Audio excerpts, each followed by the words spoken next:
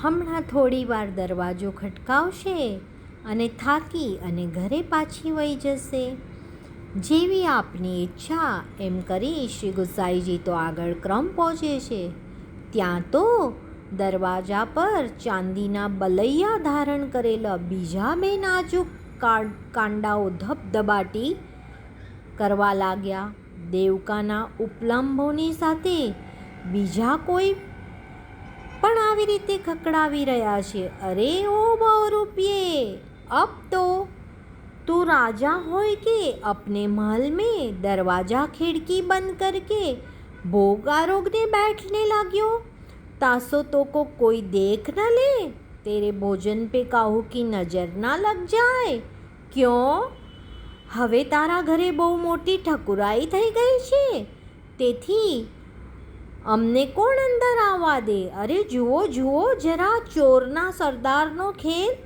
અમારી જેવી ગુજરિયાના માર્ગ રોકી અમારા ભાતામાંથી બળજબરી છળકપટ કરી રોટી ચોરવાવાળો લાલો તું નહીં તો બીજો કોણ હતો રે? અમારી મટુકીમાંથી દૂધ દહીં માખણનું દાણ માગવાવાળો નટખટ શ્યામ સુંદર તું જ તો હતો ને? ભરબપોરે ગરમીના બહાને દહીં ભાતની યાચના કરવાવાળો બીજો કોઈ કોણ હતો? તું શું? હું ક્યારની દર્શન માટે બહાર ઊભી છું, તું કમાડ ઉઘડવાનું નામ જ નથી લેતો. માર્ગની વચ્ચોવચ્ચ અમારા હાથેથી આરોગવા માટે તે કયા કયા ખેલ નથી કર્યા રચ્યા. અરે કપટી, હવે અમારાથી છુપાઈને છાયા કરીને અમારા ખોળે મસ્તક રાખી વિશ્રામ કરતો હતો. એ બધું મોટી મહેલાતની શીતળતામાં તું બધું ભૂલી ગયો કે શું? કમાડ ખોલી નાખ, નહીં તો આજ પછી ક્યારેય તારા મંદિરમાં પગ નહીં મૂકું. નકુ બેટી, તું કોણ છે? તને પણ આ કપટીએ પોતાની જાળમાં ફસાવી લાગે છે. ક્યારની તું પોતાનું માથું પટકી રહી છે, પણ આ સાવકારને તો કાંઈ અસર પણ નથી. હો સબ खेल तमाशा देख रही हूँ, चल दोनों मिलके कवाड़ तोड़ देते हैं. આમ પાથો ગુજરી દેવકાને કહે છે. શ્રી ગુસાઈજી ફરીથી મારકનું સ્મિત કરી શ્રીજી બાવા સામે જોયું. આજના ગ્રહ અમારા માટે બહુ ભારે લાગે છે કાકાજી. આ અવાજ તો પાથો ગુજરીનો છે. હવે આ વયોવૃદ્ધ થઈ છે અને અમારી સાથેના એક એક પ્રસંગ એને યાદ છે અને એનાથી છુપાઈને ભોગ નહીં આરોગી શકીએ. ત્વરાથી દ્વાર ખોલાવી બંનેને અંદર લઈ લો. ભક્તવત્સલ ભગવાને ભક્તાધીનપણું અહીંયા દર્શાવ્યું છે. પ્રભુએ બંને ગોપીને અંદર બોલાવવાની આજ્ઞા કરી. એ જ સમયે દ્વાર ખોલી નાખવામાં આવ્યા. દેવકા અને પાથો બંનેને અંદર લેવામાં આવી અને અંદર આવતા વેત દેવકા તો પ્રભુ પર ગરજી પડી. હમણાં ને હમણાં જ મેં સાંભળ્યું કે તું માખણ ચોર હતો, તો પછી તારી સાવકારીનું નાટક સિદ્ધને રચ્યું. તું પૈસાથી અમને ખરીદી નહીં શકે. છલ્યા, આલે તારા પૈસા. એક તો ચોરી અને ઉપરથી સીના ચોરી.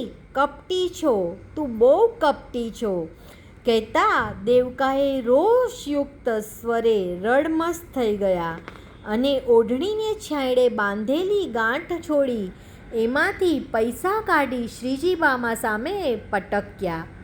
હવે શું કરવું? શ્રીનાથજીએ દેવકાની બાજુમાં ઊભેલી પાથો સામે જોઈ અને મોહક સ્મિત કર્યું અને દ્રષ્ટિથી જેવી દ્રષ્ટિ પાથોની મળી, કંઈક વાત પ્રભુએ દ્રષ્ટિમાં કરી લીધી.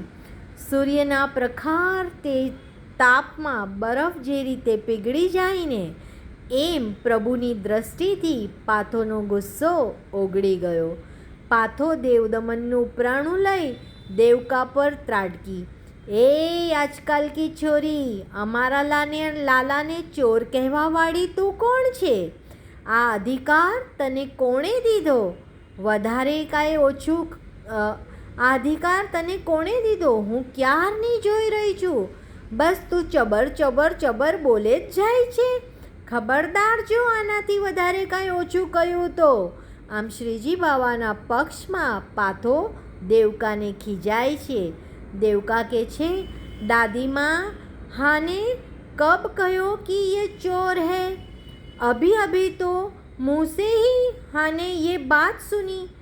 તું તો આટલી બુઢી થઈ ગઈ છે એટલી તારી સાથે મારે જીબાજોડી કરવી નથી. પણ તું શું જાણે હૈયું તૂટવાનો અવાજ કેવો આવે. તારા આ સગલાએ ગઈકાલે મારી સાથે છલ કર્યું છે. આ જો તારી સાથે કર્યું હતું ને દાદીમાં, તે તો કમાણના બદલે આખું મંદિર જ તોડી નાખ્યું હોત. અડીખમ પાતોને કરડી નજર સામે દેવકા થોડી નરમ પડી અને હૈયા વરાળ ઠલવવા લાગી. શ્રીનાથજી બાવા પણ મૌન ઊભા છે અને લાલા ये छोरी का कह रही है? तेने याको साथ कैसो छल कियो? सच्चું सच्चું बताई दे. શું વાત થઈ છે? પાથોએ મધ્યસ્થી બની. જો પાતો, હવે તો તું 100 વર્ષથી વધારે ઉંમરની થઈ ગઈ છું. તારા તો પોત્રો દોહિત્રો પણ આ બલા કરતાં મોટા મોટા છે અને અમને ઘરે પણ તારે ત્યાં ટાબરિયા દોડાદોડી કરે છે. કહેતા શ્રીજી બાવાએ વાત માંડી અને દેવકાએ ફરીથી વિફરી. જો દાદીમાં, તારો આ લાડલો મને બલા કહે છે. કેટલી હતે ઢીઠ છે. જોયું? દેવકાએ પગ પછાડ્યો અને લાંબો ચોટલો પાછળ પટક્યો. તું ચૂપ બેસીશ છોડી? તું પણ ઓછી ધીટ નથી. હા તો બોલ લાલા, શું કહેતો હતો? પાથો પ્યારી, આટલા વર્ષોમાં તું મને સારી રીતે જાણી ગઈ હઈશ. હું તો કેવો છું, જેના પર અમસ્તું વાલ ઉભરાય એવી આ રતજૂતાને તું સમજાવ. ગઈકાલે રાતે વાત એમ બની. કહેતા શ્રીનાથજી બાવાએ દૂધ ઓછા થયાની આખી વાત પાથોને કહી. ઠીક, તો વાત એમ છે. શ્રીજી બાવાની વાત સાંભળી દેવકાએ વહાલથી દેવકા પર પાથોએ હાથ મૂક્યો અને કહ્યું, જા બેટી, લાલા તારે ત્યાં દેવદમન રૂપમાં આવ્યા હોત તો તું પાગલ થઈ ગઈ હોત ને એને જોઈને. આખા ઘરનું દૂધ તે લૂંટાવી દીધું હોત. કોઈને વાતની ખબર સુદ્ધા ન પડી હોત અને એના બદલામાં કટોરો ગીરવી મૂકી શક્યા હોત કે એમ થાત તો ગુમ થયેલા કટોરાની શોધવા સૌ નીકળ્યા હોત કે. વાત વધે તો એનું મહત્ત્વ સમજાય અને જેણે ભૂલ કરી છે અને એને એની ભૂલની જાણ થાય. ઉપરાંત અન્યને એમાંથી બોધપાઠ પણ મળે. ભવિષ્યમાં આવી ભૂલ ન થાય, એનું પુનરાવર્તન ન થાય. પાથોએ ઠાવકાઈપૂર્વક દેવકાને આ વાત સમજાવી. ઠીક છે દાદીમાં, બીજાની ભૂલનો દંડ હું શું કામ ભોગવું? અરે પગલી, તને દંડ નથી મળ્યો, આ તો તારા પર કૃપા છે. સમજ જરા. દૂધગરિયાએ જો ભૂલ ન કરી હોત તો પ્રસંગ થયો હોત કે. આ દાદીમાં, હવે કોઈની પણ સુફાયણી વાતમાં હું કાંઈ ફસાવાની નથી. તારા લાડલાને કહેજે કે પૈસા પાછા લઈ લે અને મારી સાથે છળ કર્યું છે ને એના દંડ રૂપે દરરોજ મારી સાથે ખેલવા આવે અને ઘણું બધું દૂધ આરોગે, પણ ભાવતાલ કર્યા વગર. દેવકાએ ઓઢણીનો છેડો રમાડતા બોલી, અરે ઓ છોરી, તો કોણ ભોલી કહે? તું તો મેરી નાની નીકલી. ઠીક હે, એસો ही સહી. જો લાલા, હવે આનું માન રાખી લે ને પૈસા પાછા લઈ લે ને એની સાથે ખેલવા જજે. અને આખરે તું બળો નટખટ છે તે મનની વાત આભાળી છોકરીના મોંએથી કેવડાવી તો તારા બધા ફન જાણું છું. ચલ છોરી, અબ તેરો સમાધાન હો ગયો. હા દાદીમાં, આ છે તે છોગાળા સાથે મારી ગાંઠ પાક્કી કરી દીધી. હવે ક્યારેય નહીં છૂટે. આ ઓઢણીના છેડે ગાંઠ વાળી દીધી. આજના તારા વચનોની સાક્ષી આપશે. છબીલાજી, આ ગાંઠને યાદ રાખજો.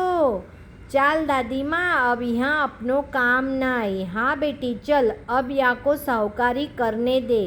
પાથોએ દેવકાનો હાથ પકડ્યો અને ચાલવા માંડી. અને દાદીમાએ કહી આપેલું વચન નિભાવે, નહીં તો અંદર જો ધબકારા જેમ આ ધબકાર થાય છે ને એ અટકી જશે. દાદીમા, એક વાત પૂછું તને, આ ગાંઠ કોણે પાકી કરી દીધી? તારું બહુ માને છે આ? દેવકાની આંખોનો રંગ બદલાવા લાગ્યો અને એણે પોતે જે ગાંઠ પક્કી કરી હતી, શું એ દિવસ હતા? પાથો ભૂતકાળમાં બધી વાતોમાં સરી પડી અને વાહ દાદીમા, તું તો બડી બળભાગી છે. આમ પાથોએ પોતાનું કહ્યું, દેવકાએ પોતાની વાતો કરી અને બંને એ ભૂતકાળમાં સરી પડ્યા. ના બેટા, આ નટખટ તો ગાંઠો છોડવાવાળો છે. લે ચાલ આગળ વધ. આમ શ્રી ગુસાઈજી બંનેની મીઠી મીઠી વાતો સાંભળી અને ગાંઠની ખેંચતાણના સમગ્ર દ્રશ્યને ભાવુક બનીને ચૂપચાપ નિહાળી રહ્યા.